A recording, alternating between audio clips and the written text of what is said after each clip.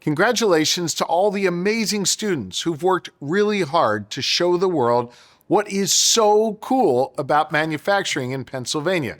I know you've worked hard on your videos, but I want you to know that as governor, I'm really proud of you. Your hard work is putting a spotlight on the amazing manufacturing companies that call our Commonwealth home. And to all the participating companies, sponsors, schools, teachers, and superintendents who supported their work, sincerely, thank you. Together, you're telling the Pennsylvania story. How in factories and plants all across our Commonwealth, Pennsylvania workers are manufacturing, processing, and packaging the products that folks and companies rely on every single day. From the snacks in our pantries, to the semiconductors that power our phones, to the steel we use to build the bridges we drive on.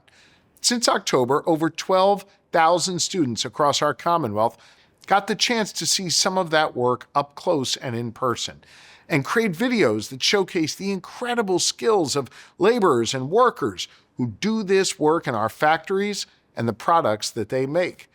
I'm proud to help honor and celebrate that awesome work with all of you, and to congratulate the winning submissions.